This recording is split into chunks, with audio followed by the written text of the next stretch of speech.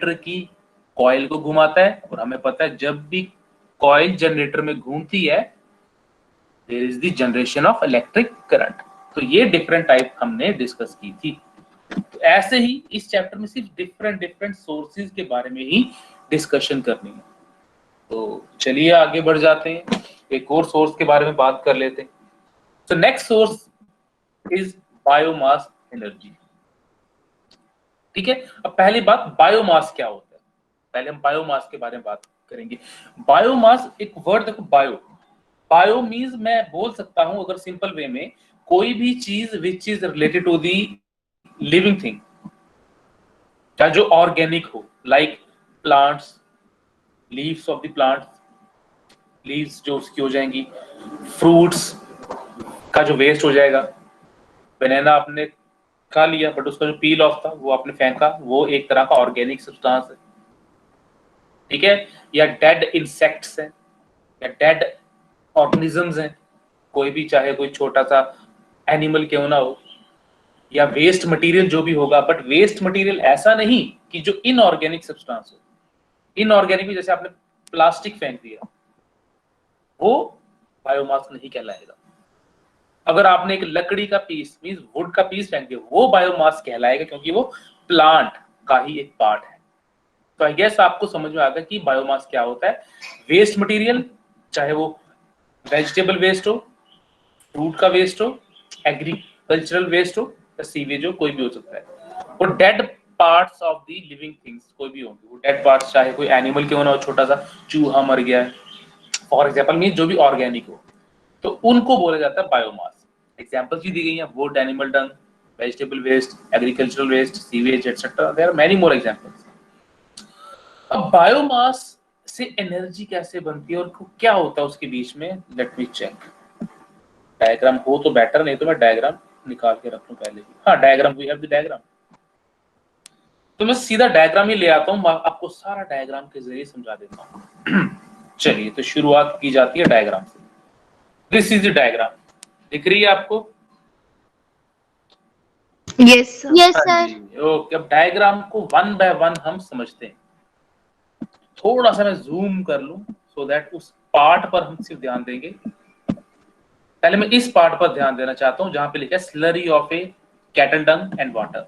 सबसे पहले जो हमारे पास वेस्ट मटेरियल है, वो चाहे आपको पता ही क्या होगा, एनिमल डंग हो और वेजिटेबल वेस्ट, एग्रीकल्चरल वेस्ट, जो भी होता है जो ऑर्गेनिक हो, बायोमास कहलाया जाए जो, उसे हम एक मिक्सिंग टैंक में डाल देते हैं। मिक्सिंग टैंक में डाल दिया, ठीक है। मिक्सिंग टैंक में उसमें थोड़ा सा पानी मिला दिया जाता है, सो दैट एक थोड़ा सा गाढ़ा सा मिक्सचर, एक्वस तो नहीं बोल सकते, मींस वो सूखा ना रहे, एक गाढ़ा सा मिक्सचर बन जाए। समझ आई? इसको कहते हैं मिक्सिंग टैंक। इसमें वो जो भी हमारा कैटल डंग स्लरी वाटर मिक्स किया जाता है। इस मिक्सिंग टैंक के बाद वो नीचे भेजा जाता है ग्राउंड लेवल में। आपको बता दूं, हम बेसिकली यहाँ पे पढ़ रहे हैं क्या, biogas plant. We are discussing biogas plant. और बायोगैस प्लांट में क्या होता है कि बायोगैस बनाई जाती है। बायोगैस किससे बनती है? बायोमास से। वन बाय वन हर चीज पे आएंगे। बायोमास आपको पता लग गया, और बायोमास से कौन सी एनर्जी मिलेगी, किस फॉर्म में मिलेगी। तो बायोमास से एक बायोगैस निकलती, बट कैसे? Step by step. सबसे पहला स्टेप आपको क्लियर हो गया। इसके बाद एक जमीन में एक अंदर गड्ढा खोद दिया जाता है। उसमें क्या होता है, ये आपको दिखेगा इनलेट चैम्बर, जो ग्राउंड लेवल के नीचे है। इनलेट चैम्बर के जरिए जो हमारा स्लरी है, वो स्लरी क्या है, वही वेस्ट वगैरह और पानी का mixture, that is a slurry. उस स्लरी को इनलेट चैम्बर के जरिए नीचे भेजा जाता है। भेज रहे हैं नीचे, और नीचे भेजते ही उसे भेज दिया जाता है एक कंटेनर होता है जिसको हम कहते हैं डाइजेस्टर टैंक। ये क्या है? Digest, are you able to see digester tank? ये जो एक तरह का ऊपर से डॉम शेप का है, थोड़ा स्फेरिकल कह सकते हैं, इसे ऊपर से हेमिस्फेरिकल शेप थोड़ी सी दिख रही है। यस ये सर। है, this is digester tank. Digester tank में वो स्लरी जाती है, एनिमल काउ डंग के एक वाटर का मिक्सचर जाता है। अब जब इसको यहाँ पे भेज देते हैं ना, जब ये टैंक ऑलमोस्ट फुल हो गया, ऑलमोस्ट फुल हो जाता है, ठीक है, उसके बाद ये सारे जो चैम्बर्स हैं वो बंद कर दिए जाते हैं। तो ये ऑलमोस्ट यहाँ तक भरा हुआ है हमारा इनलेट चैम्बर, इट मींस अब कुछ इधर से बाहर नहीं आ सकता, ठीक है, डाइजेस्ट टैंक से कुछ बाहर और अंदर नहीं आ सकता, क्योंकि पूरा फुल हो चुका है, कहीं जाने की गुंजाइश नहीं है। अब यहाँ पे खेल शुरू होता है माइक्रो ऑर्गेनिजम्स का। माइक्रो ऑर्गेनिजम्स क्या करते हैं, अब क्योंकि माइक्रो ऑर्गेनिजम्स क्यों, क्योंकि माइक्रो ऑर्गेनिज्म पैदा होते हैं ऑर्गेनिक सब्सटेंस में, उनमें ये पैदा होते हैं जो इसको कोई भी ऑर्गेनिक सब्सटेंस को डिकम्पोज करना चाहते हैं। कुछ चीज बड़ी बड़ी गल जाती है, वो गलना बेसिकली क्या है, वो माइक्रो ऑर्गेनिज्म उसको डिकम्पोज कर रहे होते हैं। कोई भी चीज हम फ्रूट बाहर रख देते हैं, कुछ दिनों के बाद, हफ्तों के बाद वो खराब हो जाता है, क्योंकि उसमें माइक्रो ऑर्गेनिजम्स आ जाते हैं जो उसे खाना शुरू कर देते हैं, डिकम्पोज, उसके कंपाउंड्स की ब्रेक डाउन करना शुरू कर देते हैं। तो यहां भी यही होता है, डाइजेस्टर टैंक के अंदर माइक्रो ऑर्गेनिज्म आ जाते हैं, और ये ऐसे माइक्रो ऑर्गेनिजम्स हैं जो डाइजेस्टर टैंक के अंदर एक तरह की एनोरोबिक रिएक्शन करते हैं। एनोरोबिक रिएक्शन आपने कभी नाम सुना होगा, एक गैस सुना भी होगा, एक होती है एरोबिक, एनोरोबिक। Yes. एनोरोबिक में क्या होता है, क्योंकि अंदर कोई गैस का आदान प्रदान नहीं है, नथिंग कैन एंटर, और कोई एग्जिट भी नहीं कर सकता, ठीक है। अब यहाँ पे माइक्रो ऑर्गेनिजम्स ऑक्सीजन की एब्सेंस में रिएक्शन करते हैं, ऑक्सीजन नहीं होती यहाँ पे, क्योंकि उस पूरे टैंक को फिल कर दिया जाता है, there is no way for the oxygen to enter, क्योंकि यहाँ से भी फुल है, नहीं आ सकता, यहाँ से भी फुल है, नहीं आ सकता, और ऊपर से तो पाइप गैस वेल्व से बंद की हुई है, इट इज लाइक आपका घर का टैप है, पानी का टैप, ठीक है, जैसे आप इसको बंद कर देते हो, आप पाइप को भी बंद कर सकते हो, तो कुछ अंदर एंटर नहीं कर सकता। सो माइक्रो ऑर्गेनिज्म जब इनको डिकम्पोज करते हैं ना, तो यहाँ पे गैसेस रिलीज होती हैं, गैसेस। अब गैसेस में कौन किस किस का नाम आता है, देखो CO2 का भी नाम आता है, हाइड्रोजन सल्फाइड का भी नाम आता है, बट ये बड़े स्मॉल अमाउंट में है।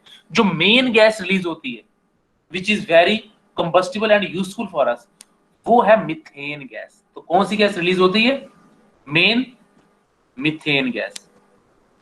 मिथेन गैस नेचुरल गैस है, उसे बायोगैस भी कहते हैं। नेचुरल क्यों, क्योंकि वो नेचुरली बनी गई है, कोई आर्टिफिशियल प्रोसेस नहीं था, वो माइक्रो ऑर्गेनिज्म ने डिकम्पोजिशन के दौरान बनाई है।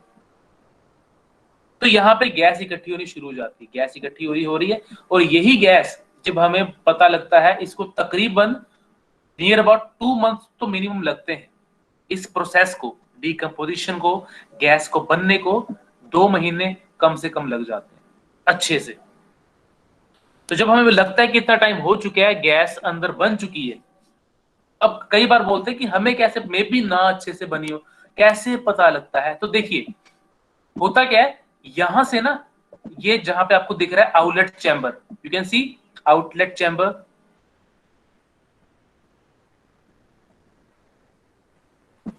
इज विजिबल आउटलेट चैम्बर जो आपको दिखा रहा हूं मैं। Yes.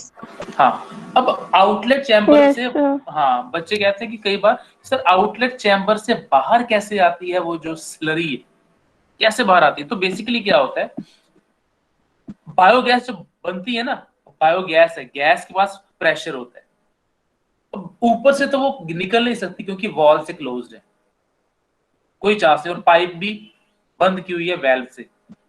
तो ये जो प्रेशर बिल्डअप होता है, इस प्रेशर के बिल्डअप होने से वो गैस स्लरी के ऊपर अपना प्रेशर डालती है नीचे की ओर। ऊपर तो वॉल है, काफी हार्ड है, उस पर कोई जोर नहीं चल सकता गैस का, तो ये नीचे की ओर गैस पर लगाती है प्रेशर। तो जब गैस का प्रेशर आता है ना, तो ये जो आउटलेट चैम्बर है, मैं फिर से जूम आउट थोड़ा कर दूं, हाँ,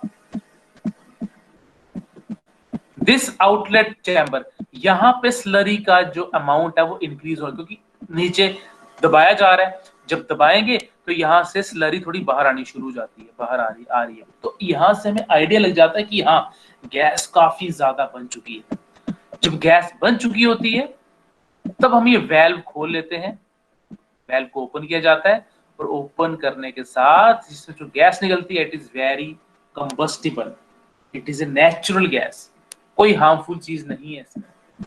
आग भी बड़ी अच्छे से पकड़ती है और ये नेचुरल भी है।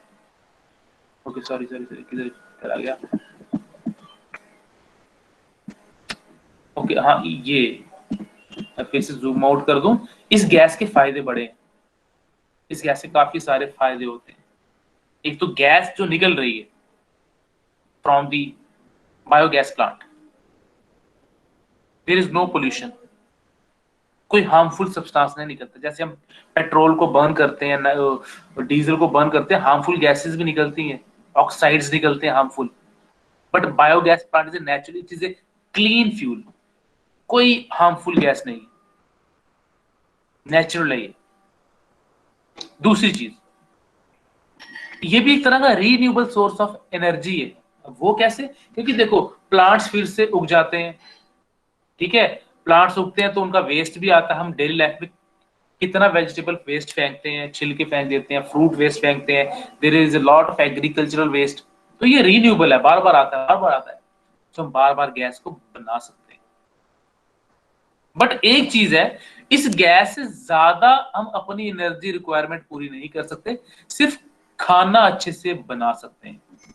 इतना ज्यादा भी ज्यादा अमाउंट नहीं, क्योंकि एक तो टाइम ले लेता है 2 महीने, और इतना ज्यादा भी नहीं कि हम सोचे कि इससे हम बिजली बना दें, कि गैस से हम बॉयलर्स हीट करेंगे, वो हीट करने से हम स्टीम निकालेंगे, स्टीम से टरबाइन, नहीं, इतनी ज्यादा नहीं निकलती। बट इतनी होती है कि काफी हद तक हम खाना कुक कर सकते हैं, ठीक है। तो ये इसके फीचर्स हैं, रीन्यूएबल, क्लीन फ्यूल, जिसमें मीथेन मेन चीज है, बाकी भी आता है, हाइड्रोजन निकलता है, हाइड्रोजन सल्फाइड निकलता है, कार्बन डाइऑक्साइड निकलती है, और भी होती है, but methane is the main, जिसका फॉर्मूला है CH4। ये है हमारा बायोगैस प्लांट, ठीक है। और पीछे जो ये हमारा slurry which is used up, जो स्पेंट स्लरी है, जो यूज हो चुकी है, जो ओवर टैंक फ्लो में आ गई है, ये भी बड़े काम की है। ये एज फर्टिलाइजर्स की तौर पे यूज किया जाता है। अगर हम ये खेतों में फेंक देते हैं, एक तरह की खाद है, ये फर्टिलाइजर है, मैन्योर है, ये जो मिट्टी की फर्टिलिटी को इंक्रीज कर देता है। तो आई होप आपको बायोगैस प्लांट के बारे में समझ आई होगी। कोई डाउट है तो अभी पूछ लो।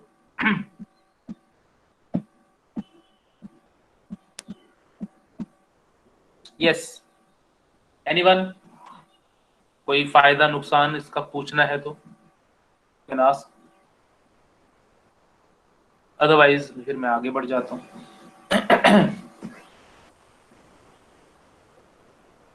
हाँ जी, no one?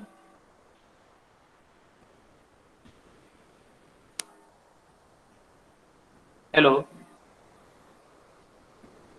Yes, sir. Okay, means फिर आगे बढ़ा जाए, ठीक है। चलिए, नेक्स्ट जो हम सोर्स ऑफ एनर्जी डिस्कस करने जा रहे हैं, उसका नाम है wind energy. This is the wind energy, wind mill से बनती है। पिक्चर आई होप आपको क्लियर, पहले पिक्चर ही दिखा जा देते हैं आपको कि विंड मिल क्या होती है। सॉरी, थोड़ा जूम।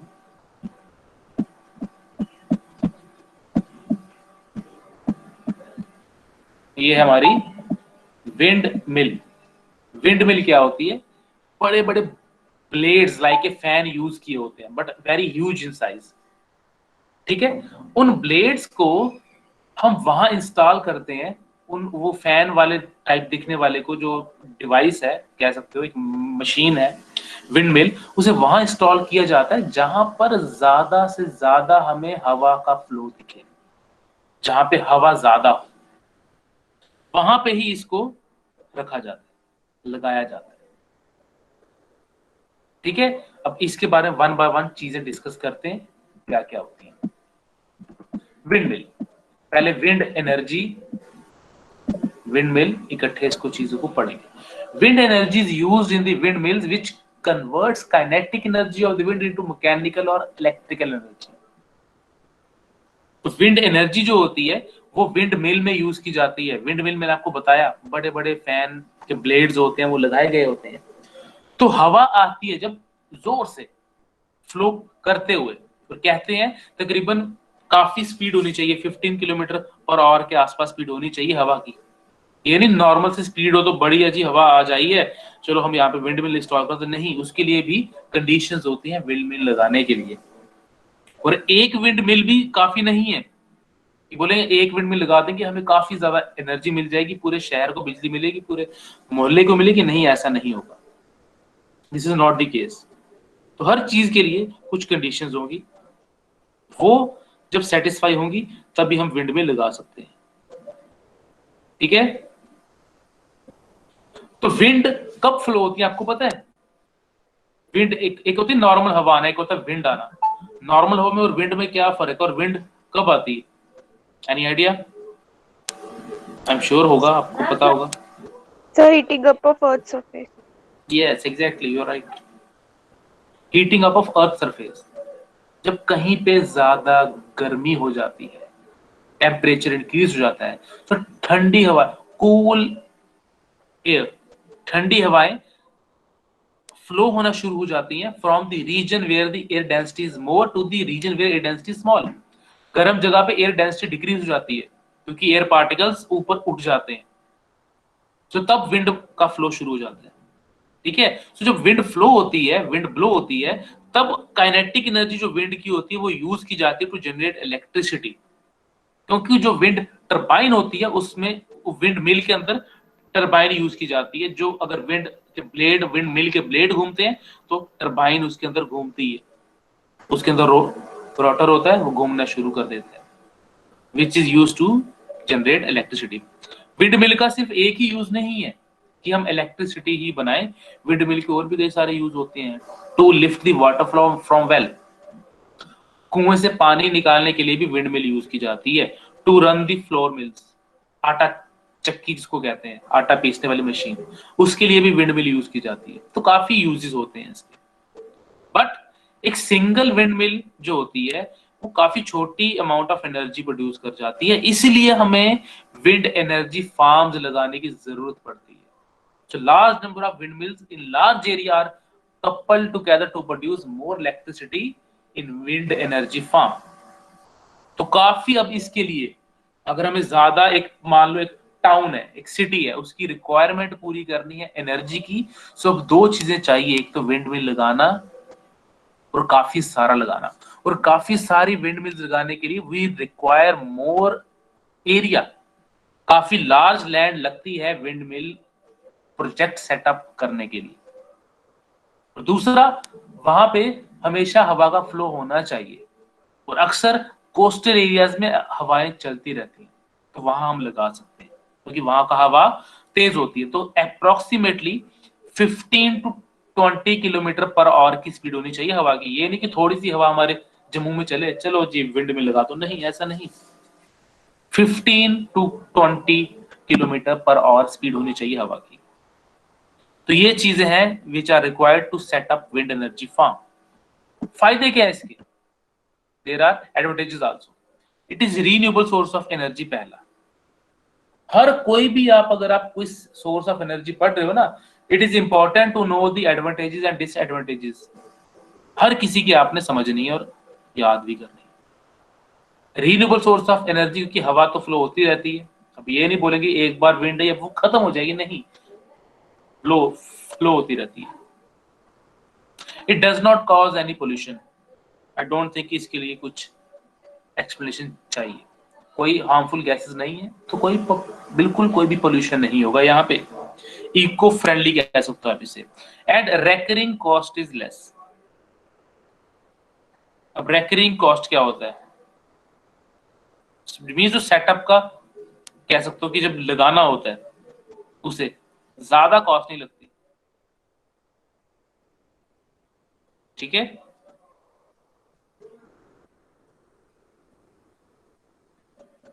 Hello, Yes, sir. ज्यादा कॉस्ट नहीं लगती उसको बनाने के लिए, इलेक्ट्रिसिटी प्रोड्यूस करने के लिए, नॉर्मल है।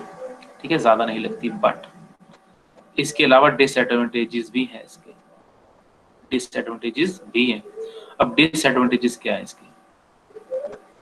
पहला तो ये कि wind is not available at all the times. कई बार कोस्टल एरिया में भी ऐसा टाइम आ जाता है कि विंड थोड़ी सी स्लो हो जाती है।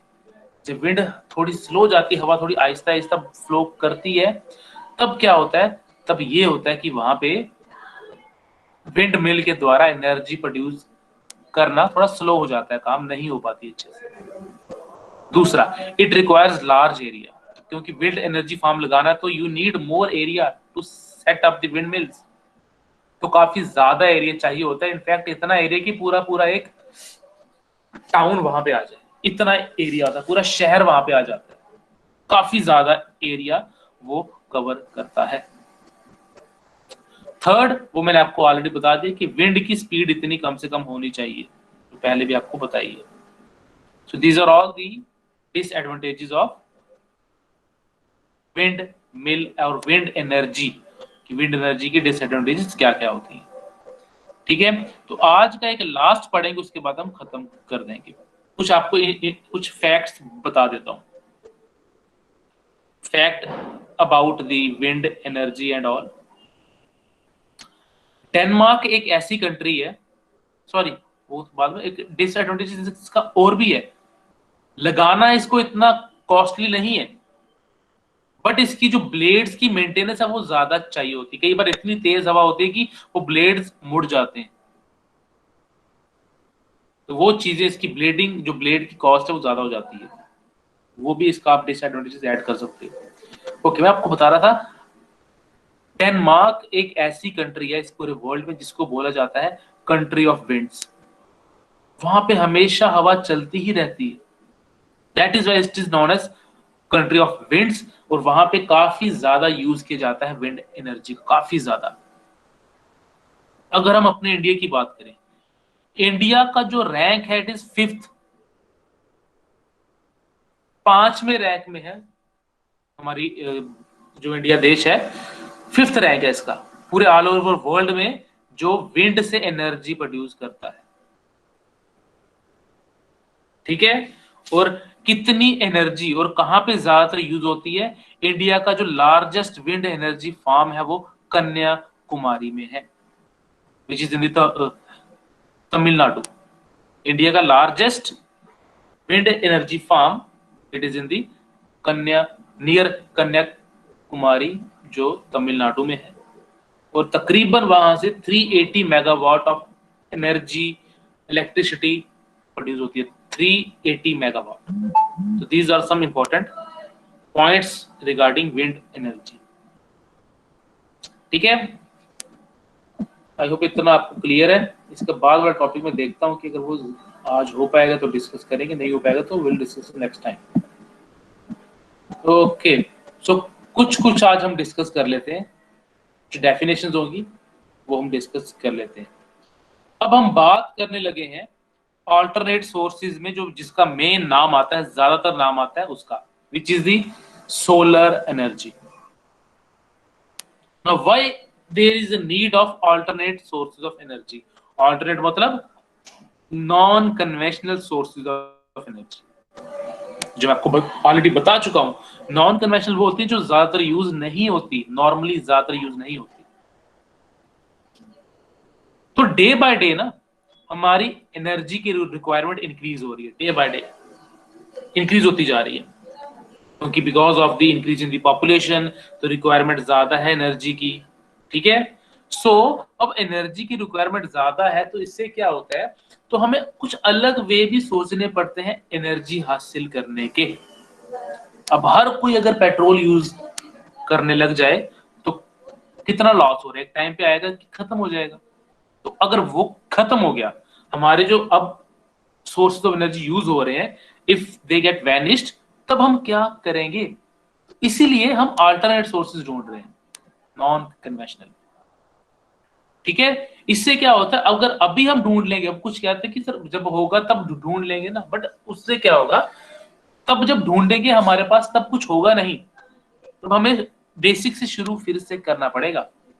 अभी अगर हम इसका यूज इंक्रीज कर देते हैं नॉन कन्वेंशनल का, तो हमारा जो प्रेशर होगा फॉसिल फ्यूल्स पर वो थोड़ा कम पड़ेगा, हम उसे थोड़ा कम यूज करेंगे। जब उसका कम यूज किया जाएगा तो वो लॉन्गर टाइम तक, मच लॉन्गर टाइम हम उसको यूज कर सकते हैं। और प्लस अगर हम फॉसिल फ्यूल्स का यूज थोड़ा कम कर दें और नॉन कन्वेंशनल का यूज थोड़ा ज्यादा अगर कर दें, it also helps to reduce the pollution level and to save the environment. Pollution भी तो डिक्रीज हो जाएगा अगर फॉसिल फ्यूल को बंद कर दे हम यूज करना। तो ये चीजें हैं, that is why non conventional source of energy भी पढ़ना जरूरी है। तो आज कुछ बातें कर ली जाती हैं, सोलर एनर्जी क्या होती है। As we know, sun is the ultimate source of energy. हमारा जो अल्टीमेट सोर्स है, biggest source of energy is sun. तो सन से कई तरह की एनर्जी मिलती है। सन से हमें हीट भी मिलती है और लाइट भी मिलती है। तो sun gives us the energy in the form of heat and light. जो हीट एनर्जी है, वो हीट एनर्जी हम यूज कर सकते हैं कुछ चीजों को जहां पे हीट रिक्वायरमेंट है, जैसे to cook food, to boil the water. ठीक है, ऐसी चीजों में हम यूज कर सकते हैं। सो उसके लिए जो डिवाइस तैयार किए गए हैं जिससे हम हीट का इस्तेमाल कर सकते हैं, वो है solar cooker, solar water heater, solar furnaces. Whereas अगर हम लाइट की बात करें, वो यूज किए जाते हैं सोलर सेल्स में। तो आज सोलर हीटिंग डिवाइसेस के बारे में बात कर लेते हैं थोड़ी सी, बाकी बाद में। और मे बी आज सोलर कुकर के बारे में बात हो, ठीक है। वाटर हीटर के बारे में बात कर देंगे, टाइम भी हो रहा है। सोलर कुकर क्या होता है? देखो, सोलर कुकर एक बॉक्स टाइप मटेरियल होता है। Let me check diagram of ग्रोकी, तो it will be the best to explain, otherwise. हाँ जी, मिल गया मुझे।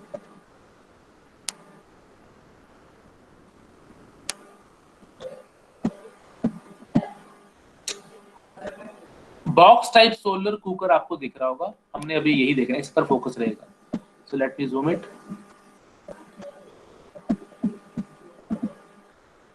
Can you see it? Yes, sir. हाँ, चलिए। तो बॉक्स टाइप सोलर कुकर में क्या होता है, यहाँ पे पहले एक बॉक्स लिया जाता है। बॉक्स आपको पता है क्या होता है, और बॉक्स के अंदर एक पहले मेटल की शीट लगाई जाती है बॉक्स के अंदर। ठीक है, एज यू कैन सी, आपको उसकी बॉक्स के जो सरफेसेस है इनसाइड, वो ब्लैक रंग की दिख रही होगी। जूम आउट कर देता हूँ, ठीक है, वो आपको ब्लैक रंग की दिख रही होगी।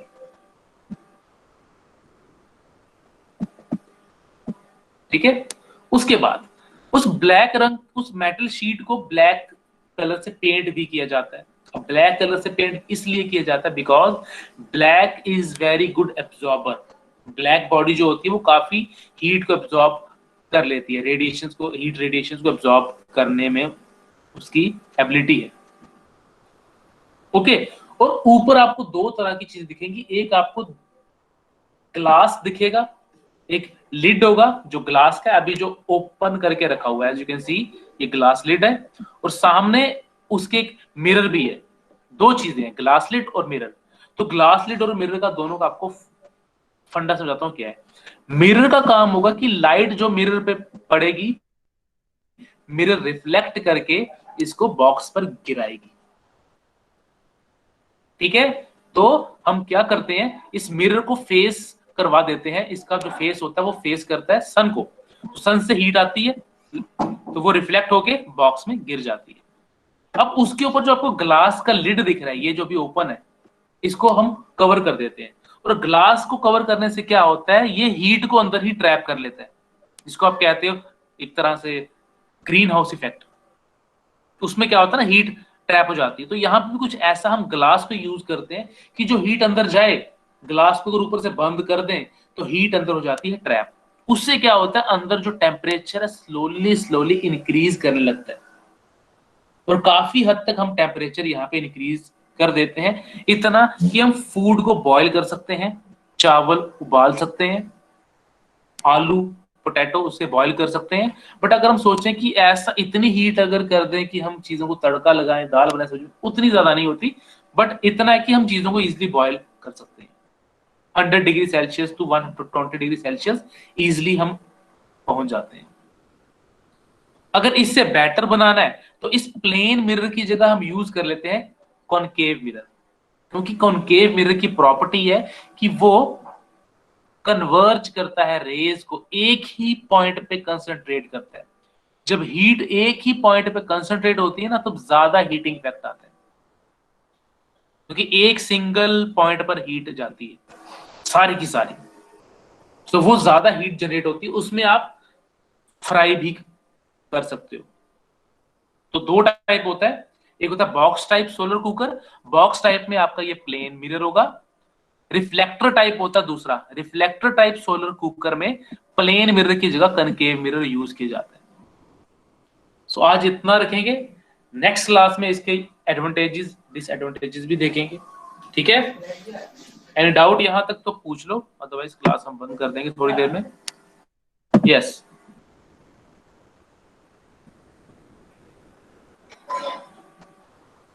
हाँ जी, any doubt? No, sir. No, sir. No, चलिए then I will stop here.